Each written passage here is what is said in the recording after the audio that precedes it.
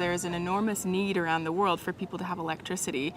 As the world continues to become more and more technology focused and the digital divide becomes greater, there's a lot of people that are sort of being left behind. The reality is that in order to get a good job, in order to be able to support your family, you have to be able to understand how to use a computer these days, have access to information. Bueno, antes no teníamos energías, no podíamos tenerla aquí en la comunidad. La manera de conseguir la energía era simplemente por baterías de carros. Las traíamos, las cargábamos y con eso mirábamos televisión o encendíamos una lámpara. Currently in Central America, just like in many countries around the world, including the United States, most of the electricity is produced through burning fossil fuels. And I think by now most people understand why renewable energy technologies are great, because they don't cause pollution. It's a very green, clean way to create electricity and power for people.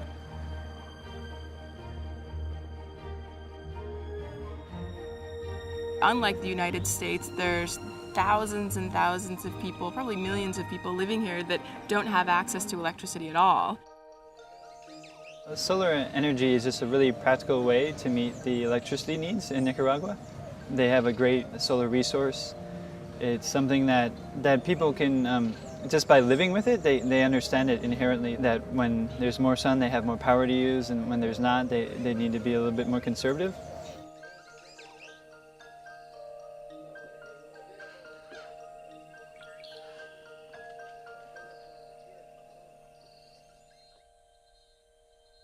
Power to the People is a nonprofit organization based out of California, made up of volunteers that have gotten together to bring renewable energy technologies to the developing world. Our mission is to create opportunities for people to improve the quality of their own lives through the installation of renewable energy technologies. Similar to what's happened here with the telephones, where many communities never had telephones, and then they went right to cell phones. They just skipped right over the landline. We believe that you could do the same thing with electricity. You don't need to first use fossil fuel electricity and then swap it out and put solar panels on and feed it back into the grid. You can start right with solar electricity or right with hydroelectricity or wind, and be using clean energy from the beginning.